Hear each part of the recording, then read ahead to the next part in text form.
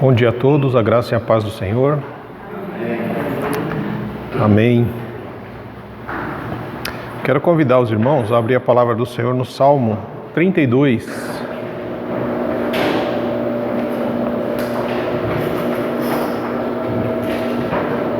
Salmo 32. O salmista, assim como muitos de nós, ele tem dúvidas quanto ao amanhã. Quantas vezes você já se perguntou, mas o que será que vai acontecer amanhã? O que será do meu amanhã, né? Quantas vezes você já não perdeu o sono? Quantas vezes você já não se desesperou e ficou ansioso ou ansiosa porque, poxa, o que será que vai acontecer no amanhã? O salmista, no Salmo 32, no verso 8, ele diz: não tenha medo do amanhã. Eu instruirei e ensinarei no caminho que você deve seguir, e eu o aconselharei e cuidarei de você. Esse salmista, ele tem toda a certeza de que o Senhor está guardando ele. Porque é o Senhor quem diz: não tenha medo do amanhã. Ah, mas não tem mais. E se? Não tem e se. Não tenha medo. Viva um dia de cada vez. Empregue as suas forças nos problemas e nas dificuldades que se apresentam diante de você hoje. Amanhã é outro dia, amanhã é outro problema, amanhã é outra circunstância, outra situação. Basta a cada dia as suas próprias dificuldades, as suas próprias lutas. E independente da dificuldade ou da luta, o Senhor nos garante: olha, eu vou te instruir, eu vou ensinar você no caminho que você deve andar. Eu vou te orientar como é que você deve se comportar, o que você deve falar, qual deve ser a sua atitude. Eu vou te aconselhar e eu vou cuidar de você. Ele cuida de nós porque nós somos as ovelhas do seu aprisco. Ele que é o bom pastor. Ele sabe como nos conduzir aos lugares de descanso, de paz, de refrigério da alma. Só Ele. E nós precisamos confiar nisso. Nós precisamos confiar de que Ele está no controle de todas as coisas, independente de qual seja a dificuldade, de qual seja a luta. Descansar o nosso coração no Senhor, aprender a confiar nele e não ter medo. Não precisamos ter medo, nem de pessoas, nem de circunstâncias, nem do tempo. Que o nosso coração aprenda a descansar no cuidado do Senhor. Você não dormiu ontem? De ontem para cá você não deitou e não dormiu? Quem foi que te guardou? Quem foi que te sustentou? É o mesmo que te garante: você não precisa ter medo do amanhã. Você pode descansar tranquilo. Porque eu vou estar com você todos os dias, até a consumação dos séculos. Talvez você esteja enfrentando algumas dificuldades que esteja tirando o seu foco do louvor e da adoração a Deus. Talvez você esteja tão preocupado com as coisas que estão acontecendo, com as circunstâncias, que está difícil de louvar o Senhor, está difícil de ler a palavra, está difícil de se concentrar naquilo que o Espírito está dizendo ao seu coração. Mas hoje o Senhor está dizendo: não tenha medo. Não tenha medo, descansa, confia, espera. Ele está no controle. Bendito é o teu nome, Senhor, e nós te agradecemos, porque se estamos aqui foi porque o Senhor nos guardou, o Senhor nos trouxe e tem nos sustentado em todos os momentos. Nós te agradecemos, Senhor, pela comunhão que o Senhor nos permite compartilhar. Nós te agradecemos pela saúde, pelos livramentos, pela salvação em Cristo Jesus. Nós te agradecemos porque o Senhor nos salvou e nos chamou a este lugar para louvar, para adorar o teu santo nome e para ouvir a tua voz dizendo ao nosso coração: não tenha medo, porque eu estou cuidando de você. Para ouvir o Senhor dizendo a nós: olha, eu vou te ensinar como você deve andar, por o caminho no qual você deve andar. Não se desvie, mas obedeça. E descansa Guarda o teu coração do mal. Confia no Senhor. Bendito é o teu nome, Senhor. Nós te agradecemos pelas famílias dessa igreja. Nós te agradecemos pelos casais. Nós te agradecemos pela comunhão que existe entre nós, ó Deus. Te agradecemos pelos projetos e planos que o Senhor tem colocado nos nossos corações. E rogamos ao Senhor, Deus, que tenha total liberdade para mudar os nossos planos, para nos conduzir naquilo que é propósito do Senhor. O desejo do nosso coração, Senhor, é louvar, adorar o Seu santo nome, é glorificar o Senhor com aquilo que nós somos e fazemos, Senhor. Que em nome de Jesus, ó Pai, o Teu Santo Espírito tenha total liberdade para falar conosco hoje e sempre, no decorrer dos louvores, na ministração da palavra e em tudo que nós formos fazer aqui hoje, Senhor. Seu Espírito Santo tem total liberdade para tratar conosco.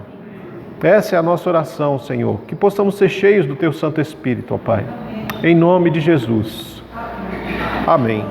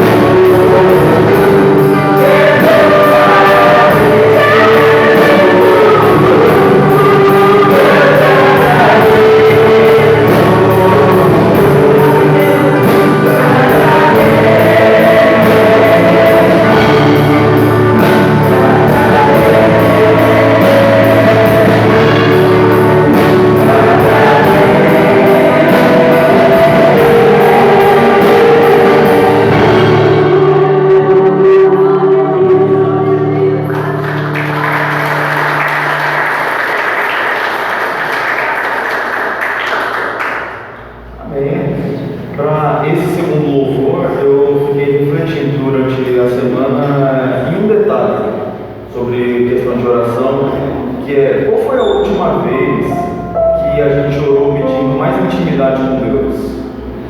Qual foi a última vez que a gente deixou de pedir qualquer outra coisa nas orações para pedir, para ser mais cheio de Deus, para ter mais de Deus nas nossas vidas?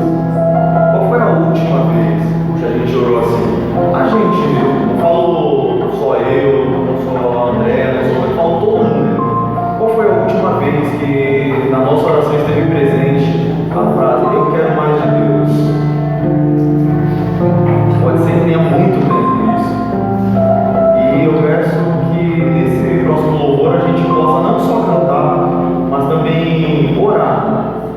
Orar na letra dele, porque ele fala sobre a questão: eu quero mais de Deus, eu quero ser mais cheio do teu Espírito. Então, o meu convite é que os irmãos possam prestar atenção na letra e orar. Orar e cantar de coração sobre essa música, amém? Amém.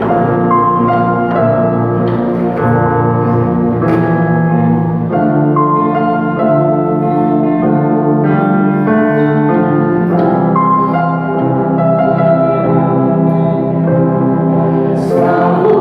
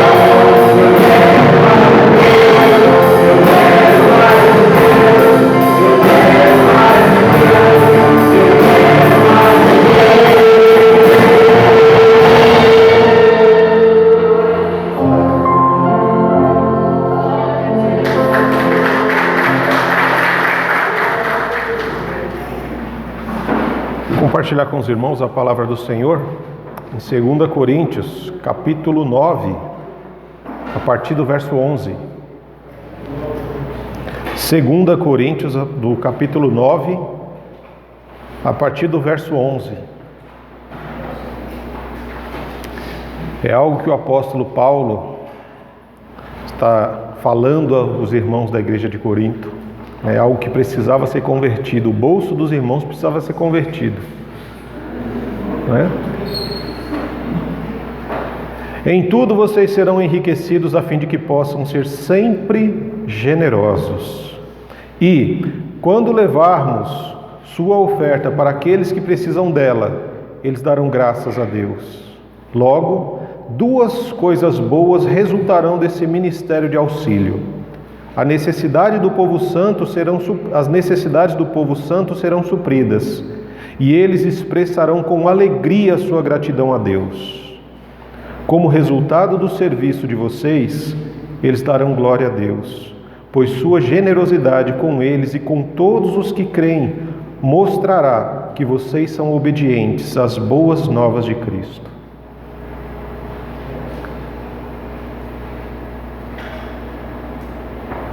Às vezes a gente fica pensando, poxa, mas vou ter que dizimar e ofertar? Não, você não tem que, você pode. É diferente, é uma escolha que você faz. E quando você faz isso, nós mostramos aí na nossa última assembleia o que acontece com os seus dízimos e as suas ofertas. Eles são revertidos para manutenção do templo, eles são revertidos para ajudar pessoas, pagar uma conta, botar gasolina, comprar um remédio, cesta básica e o que for necessário. Tudo isso é revertido em prol do outro. Por quê? Porque o Senhor, quando o apóstolo Paulo fala para os irmãos da igreja de Corinto, é uma igreja que tinha posses, é uma igreja que era bem financeiramente, mas era uma igreja que tinha dificuldade em ofertar, dificuldade em dizimar. E Paulo precisava mostrar para eles, olha, tem igrejas que são muito mais pobres, são paupérrimas, e eles não abrem mão desse privilégio de ofertar na casa do Senhor. Para eles é o momento mais feliz do culto, é quando eles podem trazer os seus dízimos e ofertas para ajudar o outro. Por quê? Porque eles compreendem que o Deus a quem eles servem é um Deus generoso. Eles conseguiram compreender e romper aquela barreira do eu, do meu. Porque esse é o nosso grande problema. Eu trabalhei, o dinheiro é meu. Mas quando nós passamos a integrar a família de Deus, nós já não vivemos mais o eu, nós vivemos o nós. Nós não vivemos mais o meu, nós vivemos o nosso. Eu trabalho, mas o resultado do trabalho é nosso. O dinheiro que eu recebo não é meu, é nosso. Viver em comunhão, em uma comunidade, é aprender a partilhar aquilo que o Senhor tem abençoado em nós, para a nossa vida. É sentir a dor do outro, é sentir a necessidade do outro, é se colocar no lugar daquele outro, é perceber, poxa, fulano, beltrano está passando alguma dificuldade, alguma necessidade, mas muitas vezes fulano ou beltrano é muito orgulhoso para falar. E a gente precisa ter essa sensibilidade de sermos generosos no ofertar, de sermos generosos no doar o nosso próprio coração ao outro. Lá no livro de Tessalonicenses, Paulo fala, olha, nós amamos tanto vocês que nós não queremos dar apenas a palavra, mas nós damos o nosso próprio coração, a nossa vida por vocês. Isso é comunidade. Essa é a reação de alguém que aprendeu a viver em comunhão e aprendeu a partilhar aquilo que, entre aspas, o mundo diz é seu, não é do outro. Não tem nada de nosso, é seu. Não, o mundo diz isso, mas a família, na família do Senhor, é nosso.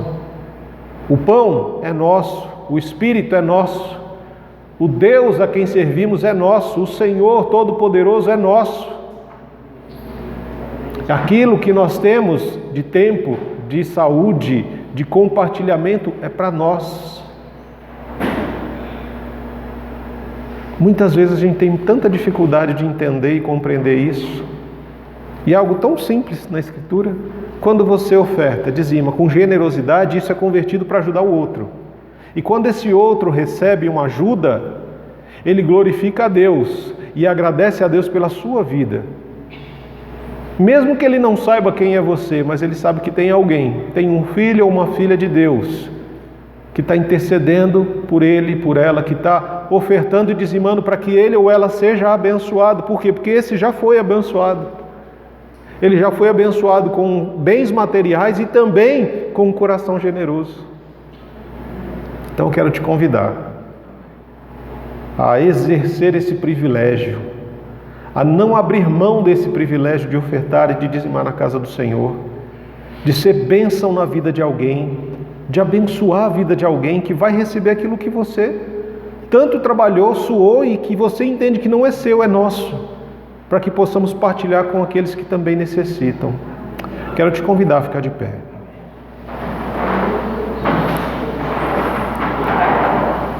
Graças te damos, Senhor, porque o Senhor é bom e a sua misericórdia se renova todos os dias da nossa vida.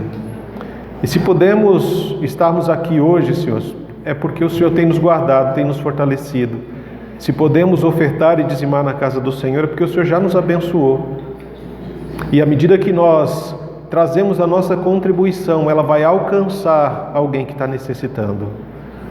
Ela vai ajudar a colocar comida na mesa de alguém que está com fome, vai ajudar a comprar um remédio para alguém que necessita, vai ajudar a pagar uma conta de alguém que está passando por dificuldades financeiras. Ô Senhor, em nome de Jesus, nos ajuda, como igreja do Senhor, a administrar bem os recursos que os teus filhos têm trazido à casa do Senhor. E continua abençoando, para que os teus filhos sejam cada dia mais generosos, assim como o Senhor é generoso conosco, Pai. Que tudo que nós façamos, façamos para a glória do teu santo nome. É a nossa oração em nome de Jesus. Você que trouxe a sua contribuição, você pode sair do seu lugar, trazer e depositar aqui no gasofilácio, enquanto os irmãos vão nos conduzir em mais um louvor. Amém?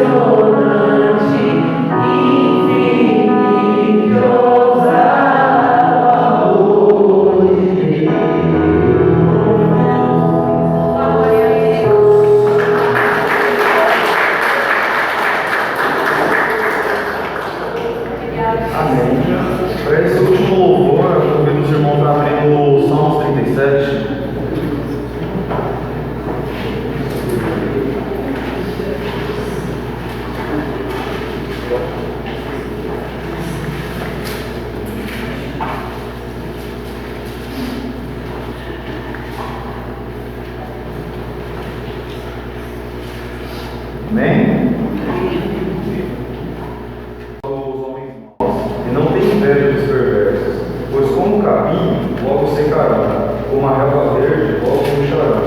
Confie no Senhor e faça o bem. Assim você habitará na terra e desfrutará a segurança. Deleite-se no Senhor e Ele atenderá o desejo do seu coração. Entregue o seu caminho no Senhor, confie nele e Ele agirá. Ele deixará claro como uma alvorada que você é justo, e como o sol do meio-dia que você é inocente.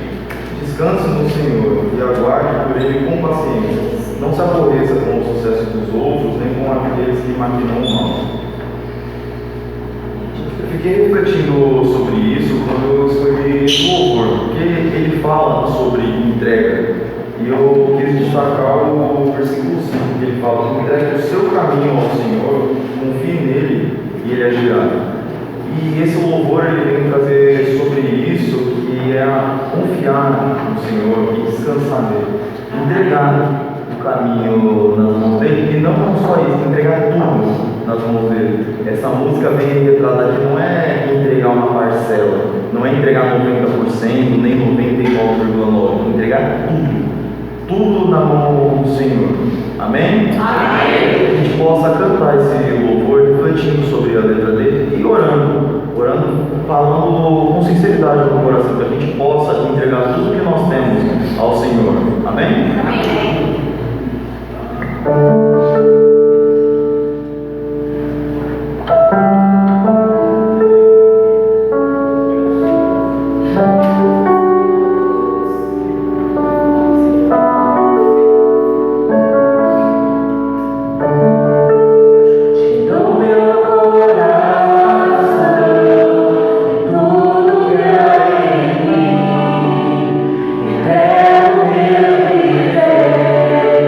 Por amor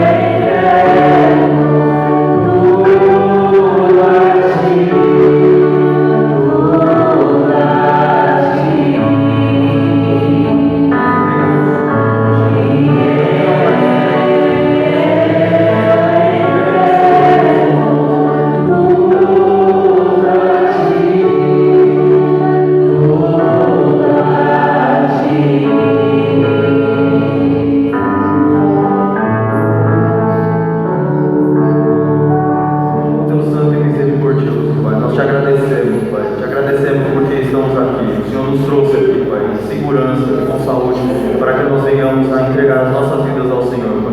Não só hoje, Pai, mas todos os dias, que o nosso desejo, o desejo do nosso coração, seja ter mais e mais do Senhor nas nossas vidas, Pai. Que nós possamos todos os dias fazer uma entrega completa das nossas vidas para o Senhor, Pai. Santo e misericordioso, Pai, eu te agradeço por esse momento de louvor que nós tivemos e peço que o Senhor continue conosco nesse culto, Pai. Que seja o Senhor falando aos nossos corações, Pai. Essa é a minha oração em nome de Jesus. Amém. Os irmãos podem estar ficando.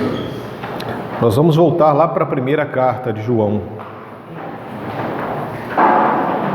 Em nosso último encontro, domingo retrasado, nós conversamos um pouco sobre o capítulo 1 até o capítulo 2, no verso 6, onde nós entendemos que quando nós somos encontrados por Jesus, e isso é importante você entender, é o Senhor Jesus quem nos encontra, porque Jesus não está perdido, somos nós que estávamos perdidos.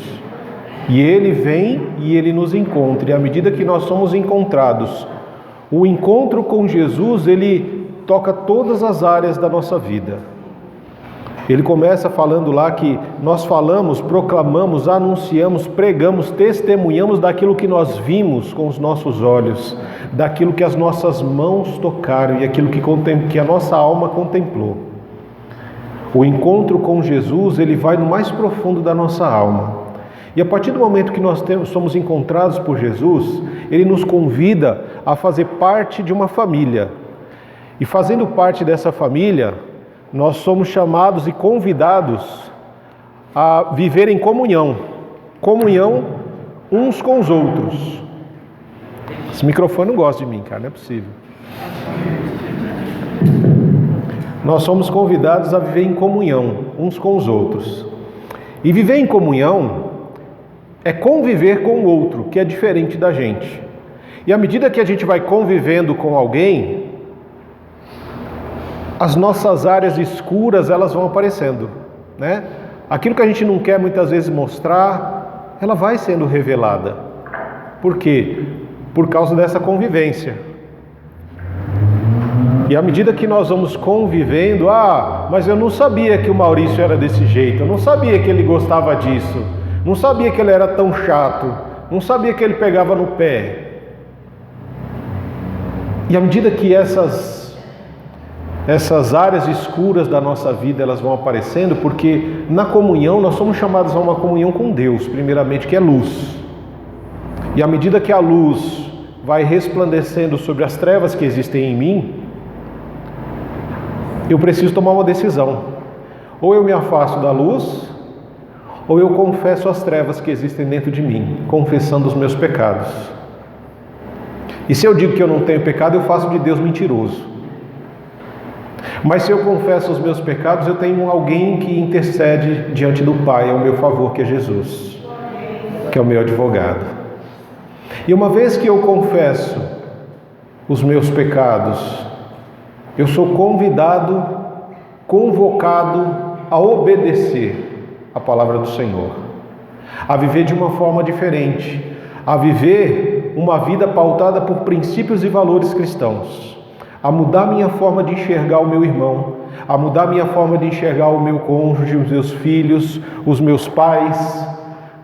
Eu sou convidado a viver de uma forma diferente, a olhar o outro a partir dos olhos de Jesus. Por isso nós terminamos dizendo: quem afirma que permanece nele deve viver como ele viveu, que é o verso 6 do capítulo 2. Hoje, se o Senhor nos permitir, nós vamos do verso 7 do capítulo 2 até o verso 29. Porque aqui o Senhor, ele vai... Já que nós terminamos dizendo que nós somos, depois que confessamos os nossos pecados, nós somos perdoados, e nós somos convocados então a obedecer a palavra, a obedecer aquilo que o Senhor tem nos falado. E por onde a gente deve começar a obedecer? João, ele vem falar para nós assim, no verso 7: amados, não lhes escrevo um novo mandamento, mas um antigo, que vocês têm desde o princípio. É a mesma mensagem que ouviram antes, E, no entanto, também é um novo mandamento, cuja verdade ele demonstrou e vocês também a demonstram, pois a escuridão está se dissipando e a verdadeira luz já brilha. Se alguém afirma, estou na luz, mas odeia o seu irmão, ainda está na escuridão. Quem ama o seu irmão permanece na luz e não leva outros a tropeçar. Mas quem odeia o seu irmão ainda está na escuridão e anda na escuridão. Não sabe para onde vai, pois a escuridão o cegou. Essa primeira parte, ele traz algumas coisas interessantes para nós, né? Ele fala que sabe aquela questão, você chega aqui no domingo, que será que o pastor vai pregar hoje? A mesma coisa que vocês já sabem desde o princípio. É isso que o João está fazendo. Essa carta que ele enviou para a igreja, a comunidade do discípulo amado, né? As igrejas que João fundou, como nós falamos, eram conhecidas como as comunidades do discípulo amado. Então ele escreve essa carta para dizer o que ele já tinha dito. Olha, eu vou descrever um negócio, mas não tem novidade. É o que você já sabe. Aí você fala, mas então, né? Lembro até da conversa de um pastor que começou a pregar a mesma mensagem todo domingo. E ele foi pregando a mesma mensagem, domingo após domingo, até que o irmão se estressou com ele. Falou, pastor, você está de brincadeira, né? De novo essa mensagem? Você não vai mudar a mensagem, não? Ele falou, por que eu vou mudar se vocês ainda não estão praticando ela? Enquanto nós não praticarmos a mensagem, ela continua sendo a mesma. Por que o João fala que, olha, eu estou escrevendo um novo mandamento, mas é um mandamento antigo. É o mandamento de Levítico, no capítulo 19, verso 18. Está lá atrás já, gente. O que ele está falando aqui, de novo, já foi falado lá em Levítico. Não mudou, continua sendo o mesmo mandamento. Mas ele fala, é um mandamento antigo, mas também é um novo mandamento. Por que o mandamento antigo ele também é novo? Porque é novo para mim e para você, para nós que não praticamos. Quando a gente sabe de alguma coisa, mas não pratica, a gente se esquece daquilo. E aí, quando domingo após domingo a gente fala de você tem que amar o seu irmão. Mas outra vez, pastor, você falando disso é até você amar o seu irmão. Você tem que amar Deus sobre todas as coisas. De novo, pastor, até você amar Deus sobre todas as coisas. É isso que o João está fazendo. Eu não estou inventando a roda, eu não estou falando de algo que você não sabe, eu estou apenas trazendo à sua memória aquilo que você já sabe, mas que você não tem vivido. Por quê? Que ele fala que a gente precisa obedecer o mandamento que é antigo, mas que é novo, porque Jesus vem e fala, olha, para amar o próximo, você não pode amar só quem você gosta. Você ama também quem você não gosta, você ama o seu inimigo. Não foi esse o mandamento que ele deu lá no capítulo 5 de Mateus? Que nós devemos amar os nossos inimigos. Mas se eu amo, tá bom, eu vou amar, mas eu não quero estar perto dele, não quero ter relação com ele. Não, você vai ter relação, porque você vai ter que orar por ele. Você vai ter que amar, que é uma decisão que você toma, e você vai orar para que o seu inimigo se torne o seu amigo, o seu irmão. Que é isso que acontece quando você começa a orar pelo seu inimigo. Ele se torna um amigo. E muitas vezes Deus o transforma em um irmão, porque chama ele também para a família. E quando a gente é chamado para a família de Deus e tem Deus como pai, você não pode escolher o irmão. Não é? Quem escolhe irmão é porque ainda não entendeu o amor de Deus por ele. Não, vou sair dessa igreja porque eu não gosto do fulano, do Beltrano, eu também não gosto do pastor. Tá bom, então vai, você não entendeu o amor ainda. Se você diz que Deus é o seu pai, você não pode escolher irmão. Essa é a grande questão. Porque é assim que os fariseus viviam. Nós, fariseus, somos justos. O povo é pecador, condenado ao inferno. E precisa cumprir a lei, o mandamento que nós vamos falar. Eles falavam de mandamento, mas não viviam. Eles falavam de um amor que deveria ser praticado, mas eles próprios não praticavam aquele amor. E infelizmente nos dias atuais está cheio de gente que está dentro da igreja vivendo dessa mesma forma. Deus não é prioridade, e amar o irmão é relativo. Eu amo o irmão X, o irmão Y, mas aquele outro irmão não gosto dele não. É esse irmão que você tem que começar a amar. É esse irmão que você tem que começar a orar por ele. Por que isso? Porque se você está na casa do Senhor, se você faz parte da família de Deus, ou diz que faz parte, se você diz que está em comunhão com a luz, você não pode odiar o seu irmão. Porque se você diz que faz parte da família, ou você ama o seu irmão, ou você é uma pedra de tropeço no caminho dele. Que é o que o texto está dizendo.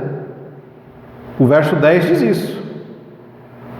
Se você diz que ama o seu irmão, se você diz que tem comunhão com Deus, que ama o seu irmão e permanece na luz, amém.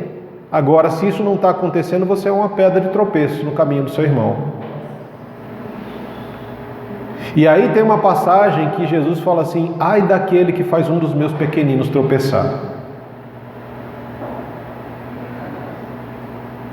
Ai daquele que faz um dos meus pequeninos tropeçar. Ou você é bênção, ou você é uma pedra de tropeço na vida de alguém. Aí são escolhas que nós fazemos. São escolhas que fazemos à medida que isso aqui vai acontecendo. Essa é uma das coisas que eu aprendo nessa passagem. Ou eu sou bênção ou eu sou pedra de tropeço. A outra coisa que eu aprendo aqui é, até quando a gente vai inventar desculpas para não cumprir e obedecer os mandamentos do Senhor? Porque se João está escrevendo uma coisa que já era antiga, é porque eles não estavam obedecendo. Dentro da igreja estava tendo as panelinhas, o irmão não estava conversando com o outro, o irmão não gostava do outro, tinha os problemas, como todo lugar tem problema. Lugar onde tem mais de 2 pessoas, onde tem 2 pessoas já tem problema. Mas a gente precisa aprender a conviver com o outro. Por quê? Porque você já parou para pensar que o Senhor não criou você para viver no mundo, mas para conviver com as outras pessoas? Porque se Ele nos criou para conviver, porque Ele criou 2 pessoas. Quando Ele viu que Adão estava sozinho, Ele falou: o Adão não foi criado só para viver no mundo, mas para conviver. E conviver com o outro é difícil, porque o outro é diferente de você. Ele pensa diferente, ele tem ideias diferentes, ele tem vontades diferentes. E a gente precisa aprender a conviver no mesmo espaço com essas diferenças, lembrando que aquilo que nos une é maior do que aquilo que nos separa. Isso funciona na igreja, isso funciona em casa, no casamento. Não é o marido que sempre tem a razão, não é a esposa que sempre tem a razão, é o Senhor que sempre tem a razão. E o problema é quando nem o marido nem a esposa conseguem enxergar isso. E aí nós vivemos culpando um ao outro. Ah, a gente não está assim, assim, porque você não fez isso ou não fez aquilo. Ah, mas a culpa é sua, né? Aí começam aquelas acusações, quando na realidade a gente não está olhando o problema, a gente está procurando culpado. E na relação não tem culpado, tem responsáveis. Você é responsável por isso e eu sou responsável por aquilo. Culpa faz parte do direito. É culpado ou condenado. Isso aí a gente deixa para o fim dos tempos. Isso vai acontecer lá no fim dos tempos. Fulano é culpado, ciclano é condenado. Mas aqui a gente não tem culpado ou condenado. Nós temos pessoas que são responsáveis por pensamentos e por atitudes, por decisões que tomaram. Quando João escreve essa carta para os irmãos ali da comunidade, como eu falei a semana retrasada, ele não se identifica: eu sou o João, tal. Não, por quê? Porque as pessoas já conheciam ele, já havia intimidade entre eles, uma intimidade tão grande que ele diz: olha, eu escrevo a vocês, filhinhos. Ele nem chamava os irmãos de irmãos, mas de filhinhos. tamanha era a intimidade e o amor que existia entre eles. Eu escrevo a vocês, filhinhos, porque os seus pecados foram perdoados pelo nome de Deus, pelo nome de Jesus. Então o que ele está dizendo? Nós somos chamados a obedecer. Qual é o mandamento? O mandamento é o amor, que se cumpre na relação com o outro, na relação com Deus. E aonde que tem que cumprir isso? Olha, filhinhos, vocês todos estão aqui porque vocês foram salvos pelo nome de Jesus.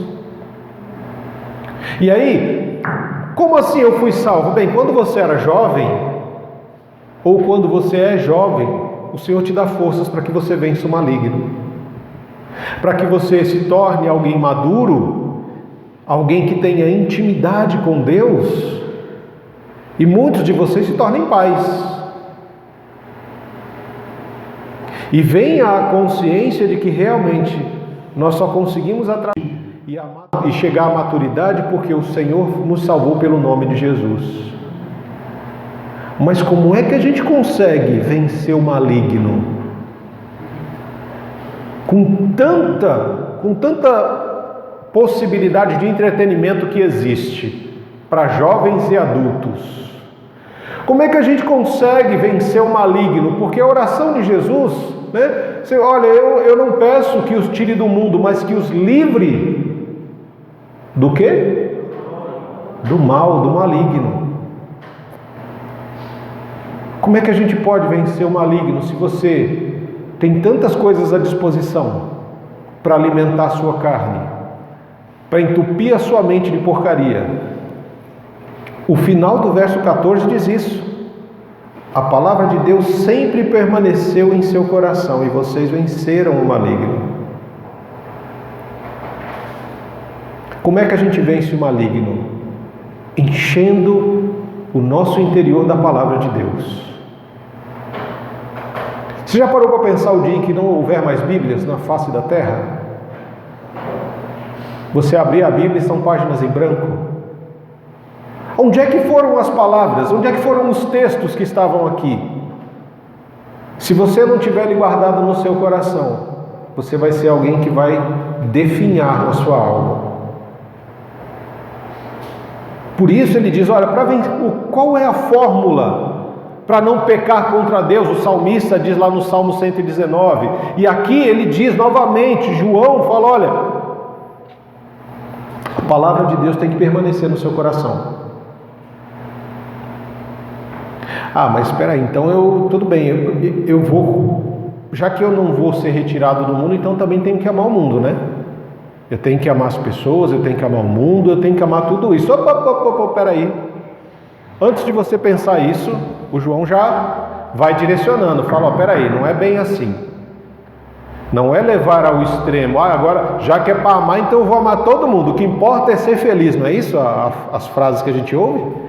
O que importa é ser feliz, não importa como, não importa com quem, não importa a forma, o lugar, o jeito. Você vê como é um discurso maligno? E que tem muita gente que, é verdade, o que importa é ser feliz. Não, tem formas de ser feliz, tem jeitos de ser feliz, tem pessoas que vão nos ajudar a construir momentos de felicidade. Mas para isso nós precisamos fazer boas escolhas, e boas escolhas são feitas quando nós temos a palavra de Deus no nosso coração. Porque quando isso não acontece, o João fala, se você ama o mundo, o amor do Pai não está em você. Por quê? Porque a luz não compartilha com as trevas. O mundo odiou o Filho amado de Deus, ao ponto de matá-lo e crucificá-lo. Por quê? Porque ele começou a revelar a escuridão que havia no coração das pessoas.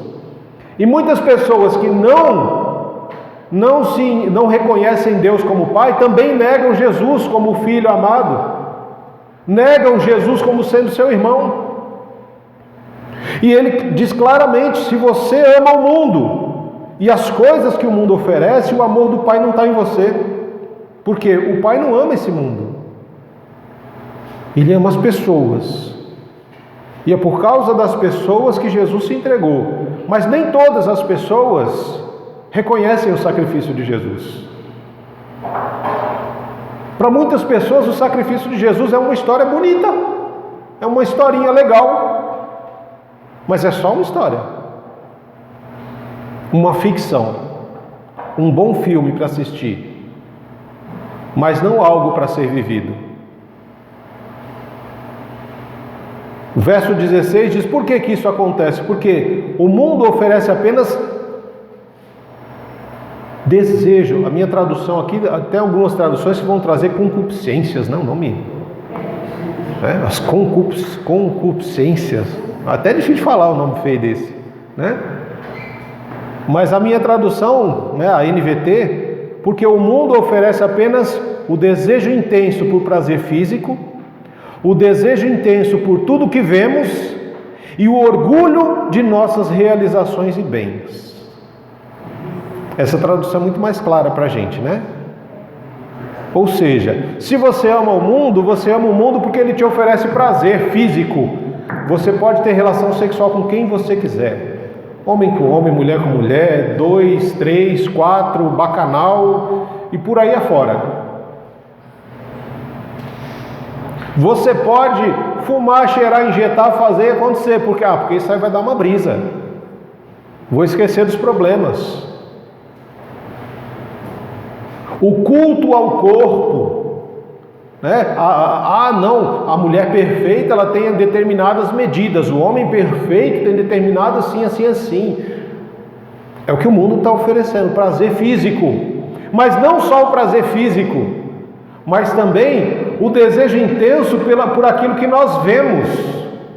E nós temos um instrumento tão complicado nas mãos que nos faz ver tantas coisas e que nos tira da presença de Deus, e que alimenta a nossa mente, que alimenta os nossos desejos.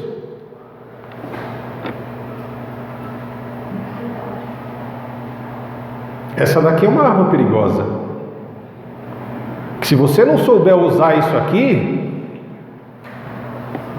está perdido.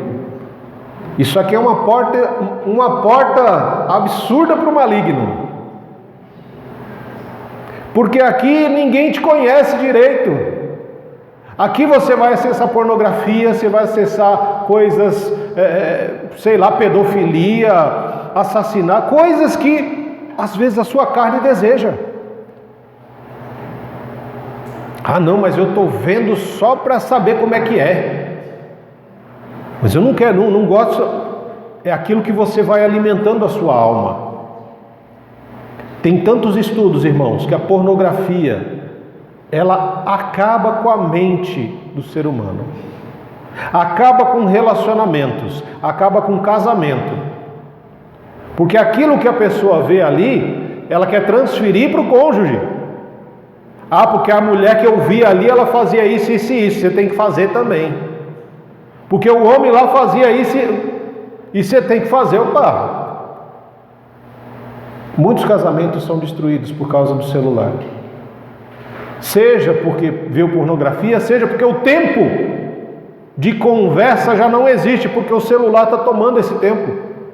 Senta à mesa, não tem mais conversa, cada um com o seu celular, acessando o que quer. Esse é só um exemplo, gente. Esse é só um exemplo. Assim como você pode usar ele para um monte de coisa ruim, você também pode usar para coisa boa. Tudo depende do uso que você vai dar a esse instrumento, a essa ferramenta. É igual a Bíblia. A Bíblia, a gente sabe, né? É falado que a Bíblia é a mãe de todas as heresias, porque se você quiser desvirtuar aquilo que está na Bíblia, a partir do que você quer, você consegue. Quantas igrejas não estão cheias de gente que está fazendo um monte de coisa? Eu vi essa semana, eu compartilhei até com alguns irmãos aqui. O pessoal estava jogando tipo futebol americano, na parte aqui alta, no palco aqui da igreja, e a Bíblia era bola, e a pastora, né, o rapaz lá, os oficiais lá, um ficava lá numa ponta, o outro segurava a Bíblia como se fosse uma bola ali, parado no meio, e a pastora na outra ponta. Aí o cara pitava, a pastora vinha e metia um chute na Bíblia, eu vou longe, e a igreja é cheia. Eu falei, quando você olha o negócio, você desacredita no que você está vendo? Eu desacreditei no que eu estava vendo e eu desacreditei das pessoas que estavam enchendo o auditório daquela igreja. Porque eles acharam aquilo uau! E vibravam. Eu falei, não estou entendendo mais nada. Não é possível. Entendeu? Então a gente, o que o João está dizendo, se você ama o mundo, o amor do Pai não está em você, porque o mundo faz coisas que vão escandalizar você, que vão escandalizar a quem segue o Senhor Jesus. São coisas que a gente nunca pensou, eu nunca pensei na vida de ver um líder religioso chutando a Bíblia longe. A gente já viu uns boca aberta chutando o santo dos outros aí, por aí afora, né? Que também não é explicável. Mas a gente precisa observar essas coisas. Porque se você ama o mundo, você vai se encher das coisas do mundo. Você vai buscar coisas que deem prazer físico. Hoje eu não vou no culto porque eu estou com dor nas costas, eu estou com preguiça, eu estou cansado, A gente começa a encontrar desculpas para não estar na comunhão. E não estar na comunhão me faz alimentar a minha carne, me faz me tornar cada vez mais amigo do mundo. Mas eu vou ouvir música secular, porque eu não gosto de música de crente. Mas você não diz que é cristão? Você não está na casa do Senhor e fala que é filho de Deus? Por que você só ouve música secular? Tudo bem que tem umas músicas cristãs que são uma porcaria também, mas tem muita música boa. Você só precisa procurar e ter um pouquinho de vontade para isso. Porque tem música secular que é boa? Tem. Assim como uma boa parte delas é um lixo. Assim como também tem música cristã que uma parte delas também não presta. E outra parte é muito boa. E a gente precisa garimpar esses lugares para encontrar as coisas que realmente valem a pena. E o orgulho, né? O orgulho pelas realizações, pelos bens. Lembra da oferta, né? Eu trabalhei, o dinheiro é meu, e eu comprei isso com o meu dinheiro para mim. Eu alcancei este título. Eu sou, eu posso, eu tenho. É o orgulho sendo arrotado aos quatro cantos da terra. É o eu, é muito eu na conversa. E viver em comunidade, a gente deixa o eu de lado. O eu a gente usa quando fala, Senhor, eu pequei. Eu feri a minha comunidade. E eu peço perdão ao Senhor e peço perdão à minha comunidade. Aí o eu é muito bom. No decorrer, irmãos, o mais importante somos nós. É aquilo que é nosso. Quando a gente ora junto, quando nós oramos juntos, você não vai conduzir a igreja em oração e falar, Senhor, eu venho, tal, Senhor, nós erramos, nós pecamos, nós pedimos, nós rogamos. Uma oração comunitária, uma oração em comunidade, não sou eu, somos nós. Mas o fulano pecou, pastor, o fulano foi pego lá em pecado. Amém. Mas quando a gente for orar, fomos nós, porque nós fazemos parte do corpo. E quando você vai chegar, Senhor, olha, minha mão pecou, não foi eu não.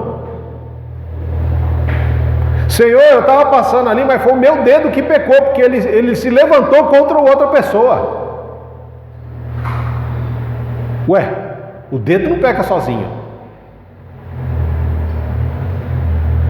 Se o pecado existe, ele é nosso. Se o erro existe, ele é nosso. Assim como se o acerto existe, ele também é nosso. E quando nós oramos, o salmista, no Salmo 116, fala, eu amo o Senhor, porque quando eu oro, o Senhor, Ele inclina os seus ouvidos para ouvir a nossa oração. Isso é importante. Ele fala que essas coisas não provém do Pai, mas do mundo. O mundo vai passar. Esse mundo que nós conhecemos, né? Algumas pessoas falam assim, eu vou para... Não, você não vai para lugar nenhum, você vai ficar aqui, irmão. Eu não sou desse mundo. Você é sim. você não é um extraterrestre, um alienígena, um ET, você é desse mundo. Você é pó da terra desse mundo. Se o mundo caiu, foi por culpa nossa. Nós caímos juntos. E a promessa que nós temos é de restauração desse mundo. É uma nova Jerusalém que há de ser feita neste mundo, que vai ser transformado. Você não vai para lugar nenhum.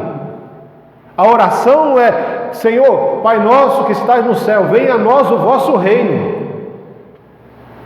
Não é? Venha a nós o vosso reino. O reino dele já é estabelecido nos céus. E a nossa oração é para que venha a nós este reino, que ele estabeleça esse reino aqui também, restaurando todas as coisas, restaurando a criação. Essa é a grande questão.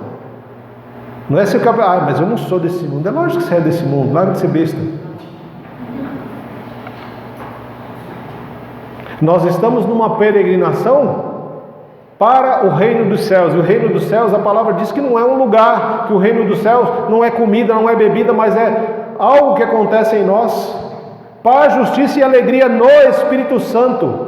Quando o Espírito habita em nós, ele vai transformando a escuridão que existe em cada um de nós em luz, para que essa luz nos traga paz, para que essa luz nos conduza à justiça e para que nós possamos desfrutar da verdadeira alegria que é fruto do Espírito. O mundo que nós conhecemos, com toda essa maldade e malignidade, passa, vai passar. Então, se a coisa está ruim hoje, calma, vai passar. Ah, está difícil, vai passar. Como é que eu faço para passar por isso, pastor? Encha o seu coração com a palavra do Senhor. Guarda no seu coração a palavra. Mas à medida que a gente vai convivendo como comunidade, e por mais que exista intimidade com alguns, essa intimidade parece que não alcança todos. Por quê? Porque tem pessoas que saem da igreja, que abandonam a comunhão. E aí a gente se decepciona, fala: nossa, mas fulano ficou com a gente 10, 15, 20 anos e de repente agora está em outro lugar. Mudou de repente de religião, né? Pessoas que saíram, que foram batizadas aqui e que ouviram a palavra aqui e que foram ensinadas na palavra do Senhor e de repente do dia para a noite buscaram os desejos físicos, buscaram os desejos dos olhos, buscaram orgulho pelos bens e realizações e foram para outros lugares, se batizaram novamente, né? Coisa que a gente fala: batizou? Está batizado, filho, ponto, acabou. Se fizer isso de novo, aí já é doença das pessoas, a começar de você, proferindo outra fé, buscando um outro evangelho, que na verdade o próprio Paulo fala desse problema que teve lá em Gálatas, né? Foi buscar outro evangelho que na verdade não era evangelho. Vinha tão bem, mas de repente começou a buscar um outro evangelho que na verdade não é o evangelho. E a gente se entristece. Poxa, mas fulano, mas Beltrano, poxa, o irmãozinho, aquela irmãzinha, nossa, o irmão chorava, a irmã chorava, né? E se alegrava e cantava, e às vezes pregava, e às vezes cantava no louvor e tal, e de repente, do dia para a noite, saiu da igreja. E a gente fica às vezes sem entender. Por quê? Porque a gente não tem a palavra no coração. Porque quando a gente tem a palavra no coração, a gente entende essas coisas. Olha o que ele fala: ó, filhinhos, verso 18. Chegou a hora final. Vocês ouviram que o anticristo está por vir. E muitos anticristos já apareceram. Por isso sabemos que chegou a hora final. Eles saíram do nosso meio, mas na verdade nunca foram dos nossos. Do contrário, teriam permanecido conosco. Quando saíram, mostraram que não eram dos nossos. Mas vocês não são assim, pois o Santo lhes deu uma sua unção. E todos vocês permanecem na verdade. Não lhes escrevo porque não conhecem a verdade, mas porque conhecem e sabem que a verdade não produz mentira alguma. E quem é mentiroso? Aquele que afirma que Jesus não é o Cristo. Quem nega o Pai e o Filho é o anticristo. Aquele que nega o Filho também não tem o Pai. Quem reconhece o Filho também reconhece o Pai. Pastor, não entendi. Sabe quando... Deixa eu tentar dar um exemplo para ficar um pouco mais claro. Desde o começo eu falei para vocês que quando João escreve essa carta, ele escreve para a gente ter certeza de que o homem, Jesus, é o Cristo, o Messias, o ungido, o enviado de Deus. Quando ele escreve o Evangelho, ele tem que convencer e evangelizar as pessoas de que Jesus, o homem, é o Messias, é o Cristo. E aqui ele tem que dizer que o Cristo foi Jesus, o homem. Porque as pessoas já não viam mais Jesus, ouviam falar do que ele tinha feito, que ele era o Messias, o Cristo. Mas é muito mais difícil a gente acreditar que esse Cristo era um ser humano. E então as pessoas começavam a, não, Cristo não é Jesus. Cristo é Cristo, Jesus é outra coisa.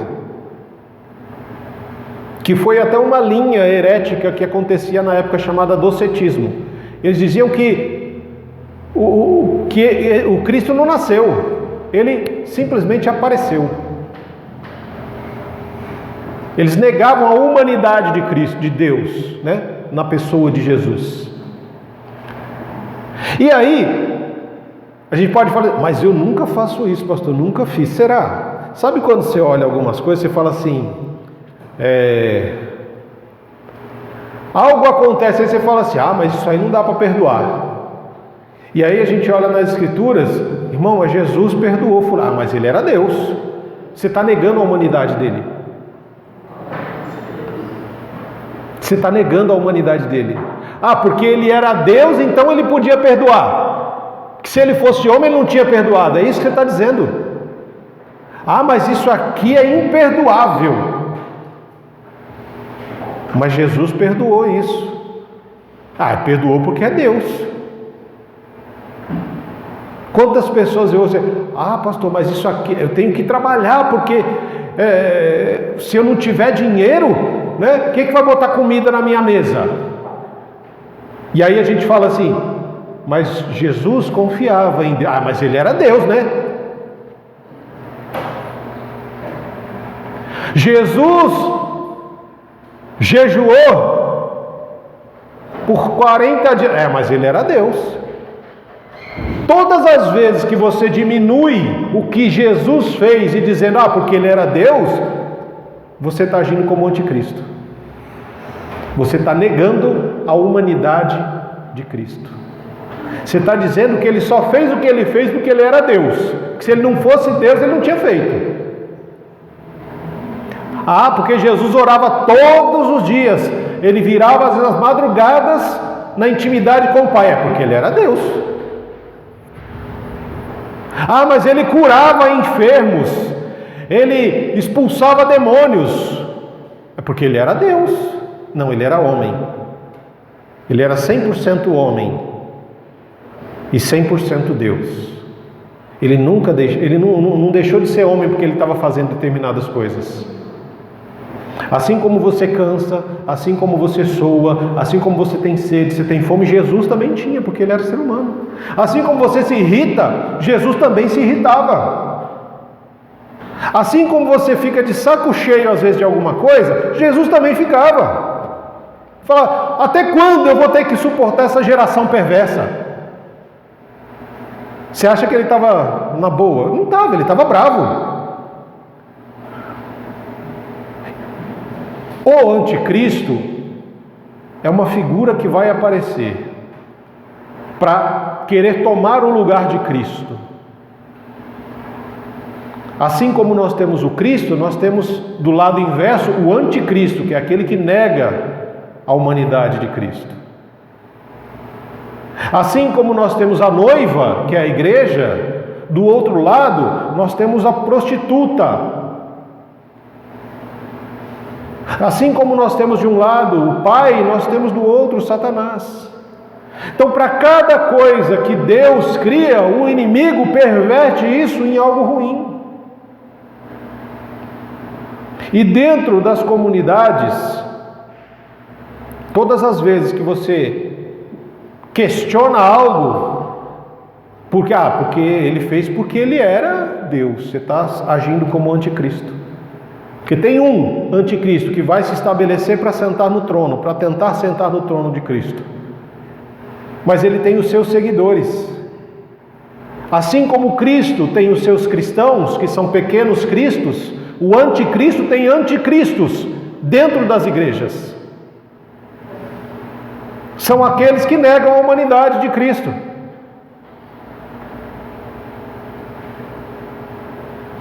Talvez você nunca tenha pensado nisso. Poxa, mas eu nunca pensei que quando eu digo isso eu estou negando a humanidade de Jesus. Todas as vezes que você questiona o que Jesus fez e dizendo que ele só fez porque ele era Deus, não posso perdoar. Jesus perdoou porque ele era Deus. Se ele não fosse, eu duvido que ele tinha perdoado. Jesus amou Judas, irmãos. Jesus não tratou Judas de forma diferente dos outros, mesmo sabendo que Judas era o traidor. Jesus não tratou mal o Pedro porque tinha traído. Jesus não destratou ou abandonou os discípulos, mas a palavra diz que ele os amou e os amou até o fim. Judas, mesmo traindo Jesus, ele foi amado por Jesus até o fim. Por quê? Porque o que as pessoas fazem com você não importa, o que importa é o que você faz com o que as pessoas fazem com você. Aquele que te traiu não vai transformar você num traidor, a não ser que você queira. Aquele que te agrediu pode te transformar num agressor se você deixar. Mas a decisão é sua de ser como o outro. Se você quer ser como alguém, seja como Jesus. Se ele te amou, ame a ele e ame o outro como você foi amado por ele.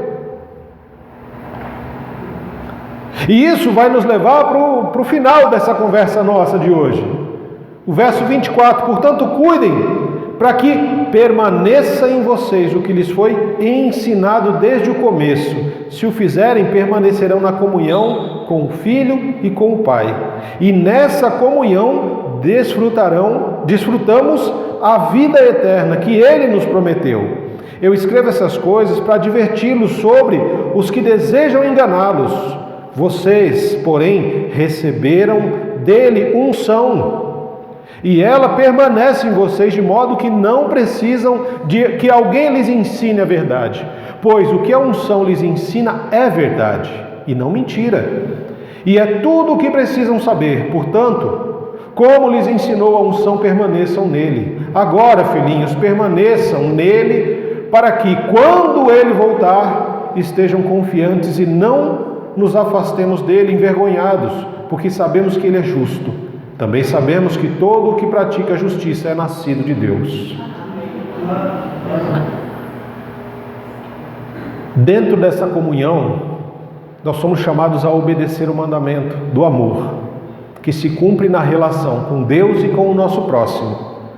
E à medida que nós fazemos isso, nós vamos vencendo o maligno. À medida que nós alimentamos o nosso coração e a nossa vida com a palavra, nós entendemos que amar o mundo é buscar condenação, porque o mundo não compactua com Deus, a luz não tem comunhão com as trevas. Então, se você ama o mundo, você não ama a Deus, e o amor de Deus não está em você. Então você não sabe pedir perdão, você não sabe confessar pecados, você não sabe se arrepender. Por quê? Porque ainda existem trevas dentro de você. E você precisa permitir que a luz adentre e ilumine isso e abandone essas coisas. Porque se você não fizer isso, você vai começar a buscar desculpas para não perdoar, para não se arrepender, ao ponto de você chegar a negar que Cristo foi humano, como na pessoa de Jesus, e você se torna um anticristo. Então, o que é preciso? Permaneça. Se você recebeu o Espírito Santo, permaneça no Espírito Santo. Ouça o Espírito falando com você. Aprenda do Espírito. E nós temos algumas pessoas que pervertem essa passagem, dizem assim: está falando que você recebeu o Espírito Santo, então você não precisa mais estudar a palavra. Não é isso? Tem igrejas que fazem isso. Ninguém precisa estudar a palavra, não precisa ler a Bíblia. A gente só lê a Bíblia no dia do culto. A gente vem, se reúne e a gente pergunta quem é que tem a palavra hoje. E alguém abre a Bíblia e lê um texto e fala o que acha que tem que falar. Não é isso que ele está dizendo. Mas infelizmente é isso que muitas pessoas interpretam. Bem, agora eu tenho o Espírito Santo, então eu não preciso ler a Bíblia porque o Espírito Santo vai falar comigo. Ele vai me ensinar o que eu tenho que fazer, não é nada disso. Você está pervertendo a palavra. Tanto é que se não fosse assim, nós não tínhamos tantas passagens com o apóstolo Paulo, Pedro, o próprio João dizendo: esforcem-se para manter a comunhão, esforcem-se para estar com o próximo, se esforce para não sair da presença do Senhor. Ué, se não fosse para estar na presença, eu não precisaria me esforçar, porque o Espírito já está em mim.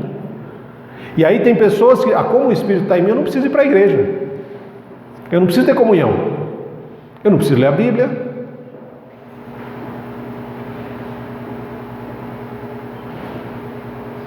Não é isso que as Escrituras estão dizendo. Está dizendo para você permanecer.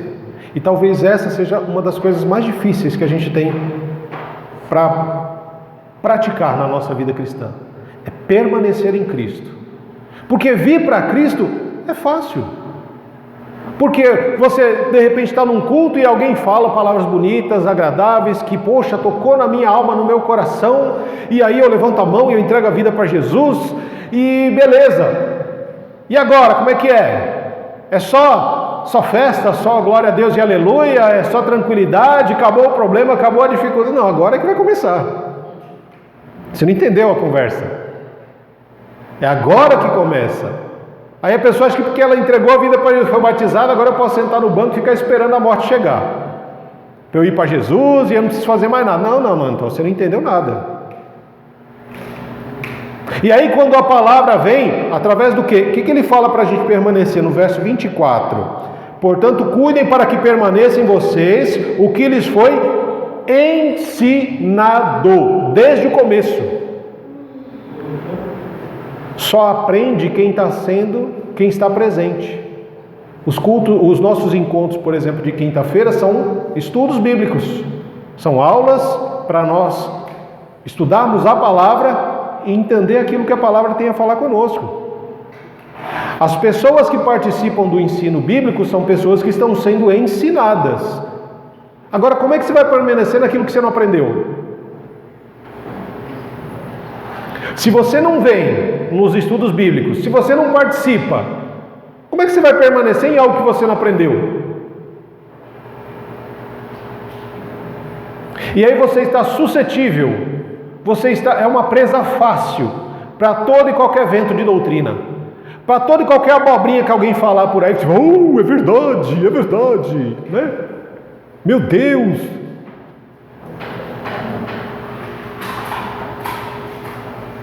As pessoas, numa estratégia para tentar coagir, né, o público a estar na igreja, diz, porque Deus, Ele só opera na igreja. Deus salva só na igreja. Deus cura na igreja. Deus faz o seu questão na igreja. Mentira! É mentira.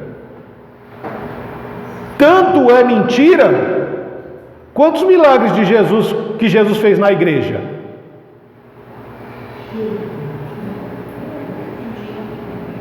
Não tinha igreja física. Então como é que eu posso falar? Porque Jesus só cura na igreja. Jesus só salvou o Zaqueu lá na casa dele. Eu vou lá jantar na sua casa. Não era a igreja, era a casa dele. E Jesus foi compartilhar uma refeição. E aí, o que acontece? Infelizmente, nós não questionamos, nós não criticamos as coisas que as pessoas falam, e a gente vai aceitando tudo que as pessoas vão falando, e a gente, é verdade. Não é porque o cara está com terno, porque está num púlpito lá falando, e tem uma grande plateia ouvindo, não quer dizer que tudo que ele está dizendo é verdade. O próprio apóstolo Paulo fala para ele, olha, Vocês têm que avaliar aquilo que eu estou dizendo aqui. E se porventura alguma coisa que eu estou dizendo não condiz com a palavra, que seja anátema, que seja condenado. Acabou, você não tem que ouvir. E nem que um anjo desça do céu e fale alguma coisa que vá contra a Escritura, você também não tem que acreditar. Agora, você acredita em qualquer boca aberta que fala alguma coisa. Por quê? Porque você não estuda a palavra, você não se esforça para ser ensinado na palavra. E se você não é ensinado, você não aprende. Como é que você quer viver uma vida cristã se você não se esforça para aprender e colocar em prática? Porque a prática é aquilo que vai confirmar se você realmente aprendeu aquilo que foi ensinado. Por isso que o João, ele começa falando, eu vou escrever para vocês um mandamento que não é novo, é antigo. Por quê? Porque vocês não praticaram, vocês não aprenderam ainda. Vocês não foram ensinados. E não é porque o João não o ensinou, mas é porque eles não aprenderam. E muitas vezes nós somos assim. Tudo é mais importante. Tudo nós colocamos na frente. Tem oração. Você sabe que tem oração na terça, tem estudo na quinta e tem culto no domingo. Esses são os nossos encontros que são fixos. Ponto. Se você marca qualquer coisa nesses dias e nesse horário, você está dizendo que isso que você está marcando é mais importante do que ter comunhão, do que aprender, do que ser tratado pela palavra, do que ser ensinado na palavra. É isso que você está fazendo. E aí, você cai em tanta armadilha, você cai nas armadilhas que vão encher a sua mente de desejos, você cai na armadilha de satisfazer as suas necessidades físicas, você cai na armadilha de se vangloriar por coisas que você alcançou ou conquistou, e que não vai valer nada. Você vai levar isso depois que você morrer? Quando você morrer, você vai levar o seu título de mestre, de doutor, você vai levar o carro, a casa, a conta bancária, você vai levar a roupa que tem no seu corpo, você vai levar... Você não vai levar nada disso. Tudo isso é para aqui, para agora. Tudo isso é para você passar um tempo, até Jesus voltar, ou até Ele te chamar. E você dá tanto valor a essas coisas. Porque eu tenho que trabalhar, pastor. Todo mundo tem que trabalhar. Mas quando o trabalho ou o dinheiro se torna maior do que a nossa obediência a esse mandamento do amor, você perdeu o foco. Você está amando mais o mundo do que a Deus. Quantas pessoas não estão se tornando pedras de tropeço na vida de outros, porque se acostumaram com a escuridão. E você sabe que a gente se acostuma com coisa ruim, né? A gente se acostuma com a escuridão. Às vezes você entra num lugar, tá aquele breu, mas depois de um tempo que você está ali, seus olhos já se acostumaram com a escuridão. E aí você vai se virando ali na escuridão. Muitas pessoas continuam assim. Por mais que a luz tenha vindo a nós rejeitamos a luz para viver nos pecados que nós cometemos nas trevas. E aí sim que começa aquela palavra que a gente gosta de falar, né? Ou não gosta, a tal da apostasia. Apostasia é você querer adorar a Deus do seu jeito, da sua forma, no seu tempo. É como se Jesus tivesse vindo e falasse assim, eu vou mudar o Evangelho para se adequar à sua vida. E não foi isso que ele fez. É o contrário. Eu quero transformar a sua vida para que você viva uma vida de acordo com o Evangelho. Esse é o grande X da questão. Não é o Evangelho que tem que se adequar à sua agenda, ao seu jeito, ao seu tempo. Você que tem que se adequar ao tempo e à forma de Jesus. Jesus te diz, olha, vai lá na casa de fulano. Não, agora eu estou ocupado. O que você está fazendo? Estou assistindo a novela. Olha, hoje tem oração. Não, eu não posso porque eu tenho que assistir o jogo do Corinthians. Do Palmeiras, do São Paulo. Não estou falando só do Corinthians não, tá, gente? O jogo no geral. Porque não é só corintiano que é fanático. Então, a gente precisa, como a gente tem falado, reavaliar para recomeçar. Você precisa reavaliar a sua vida como cristão, como cristã. Como é que está a sua obediência ao mandamento de amar Deus sobre todas as coisas? E quando ele fala de todas as coisas, é de todas mesmo. Até de você mesmo. Você tem que amar mais a Deus do que a você. Que se você amar mais a você do que a Deus, você está lascado também.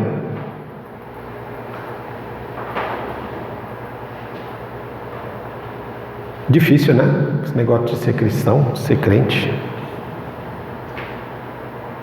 Difícil alimentar o nosso coração com a palavra e permanecer, porque é aquilo que eu falei, vir é fácil, mas na hora que as dificuldades começam, você tem que permanecer, você não pode voltar atrás. Você já parou para pensar quantos casamentos são destruídos porque veio uma dificuldade? Ah, não quero mais não, acabou, chega, já deu. Ué, mas só faz 6 meses que você está casado? Não, já foi o suficiente. Sabe de nada, inocente. Tem muita coisa pela frente.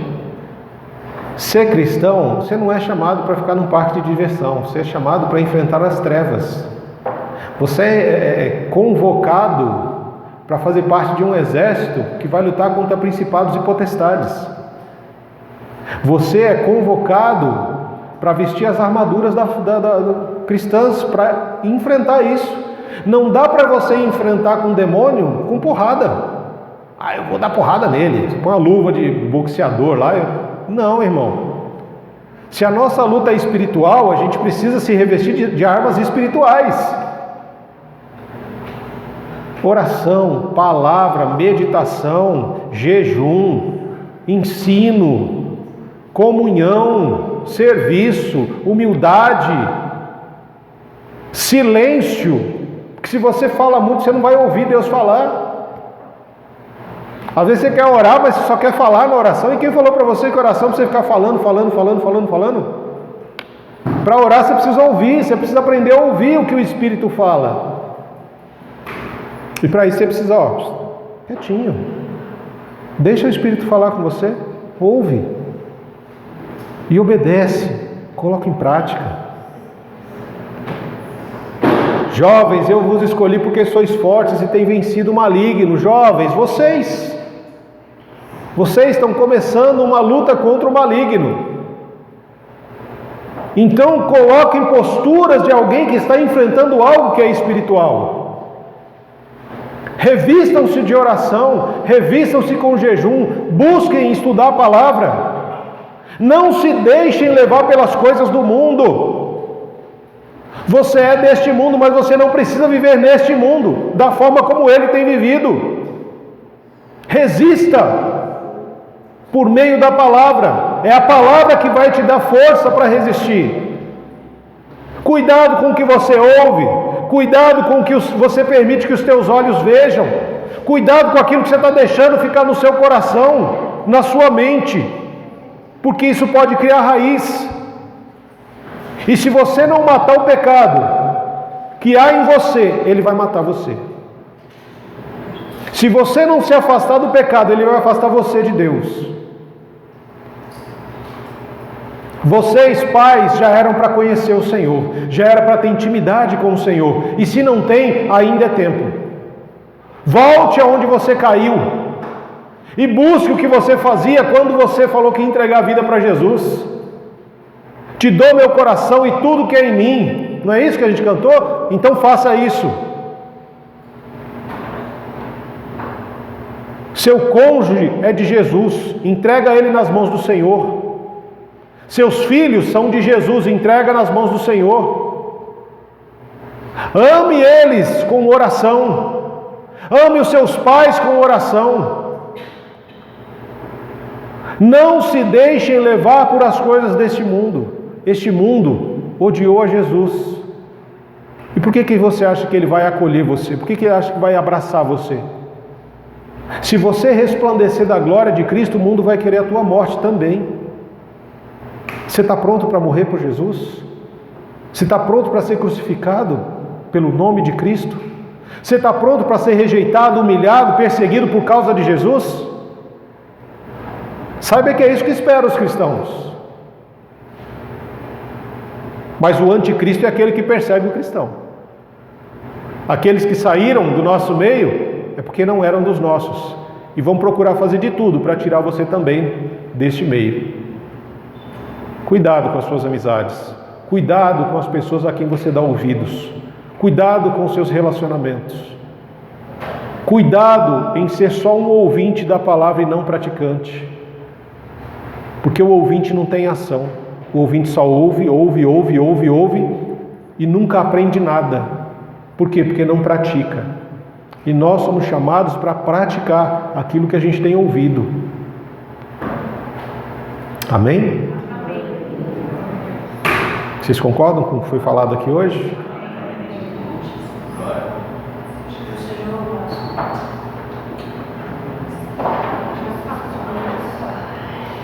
Não é fácil. Mas alguém disse que seria fácil. Teve alguém que disse que seria fácil. Teve alguém que disse assim: olha, você não precisa passar pela cruz. É só você se ajoelhar e me adorar, e tudo que eu tenho vai ser seu. Alguém disse que seria fácil. Se você não sabe quem é, depois você lê Mateus no capítulo 4. Ele disse para Jesus que seria fácil. Você não precisa sofrer, você não precisa passar por tudo isso que você acha que tem que passar. Você não precisa ser crucificado. É só você se ajoelhar e me adorar. E aí tudo que eu tenho vai ser seu. Você vai ser rei. Você vai ser governador de tudo. É fácil, é só se ajoelhar e me adorar. É um pacto com o diabo. Ele disse que seria fácil. E ele não desistiu, que quando Jesus estava lá na cruz, o que ele ouviu lá? Se você, lembra? Se você é filho de Deus mesmo, desce da cruz aí. Você não disse que vai salvar tanto, salva você mesmo. Ele não desistiu, ele falou: é fácil, é só você descer da cruz. E ele continua falando para você: se você é filho, se você é filha, então faz isso aqui. Olha, se você é filho ou filha, você pode passar o dia inteiro só aqui, olhando o que você quiser. Vai te dar tanto prazer isso aqui. Você pode ver o que você quiser, o tempo que você quiser. Se você quiser, você pode ter relação com quem você quiser. Eu não vou te condenar. Aquele que já está condenado fala que não vai te condenar, né?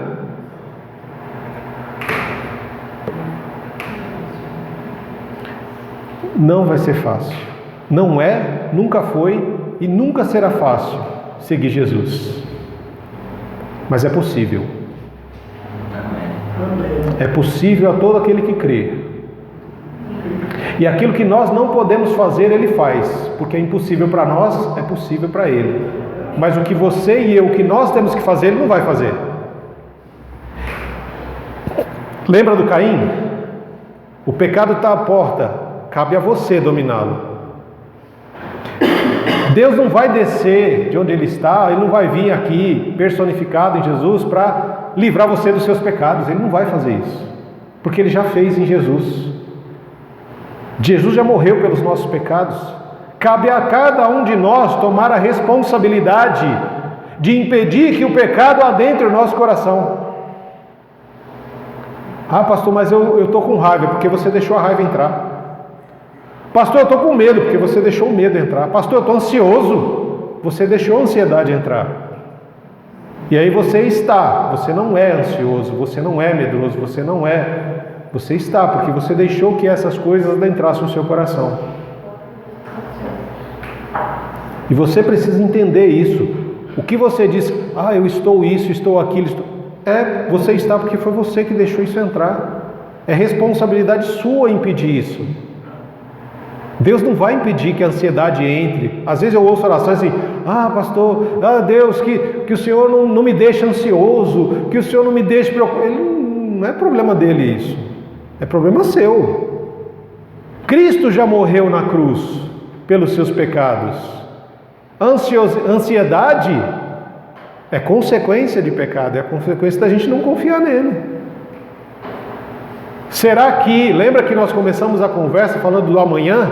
a preocupação com o amanhã, e ele fala, não tenha medo do amanhã, que eu vou cuidar de você, eu vou te instruir, eu vou te orientar. Mas você tem que confiar. Você precisa tomar a decisão de confiar em Cristo. Se você não confiar,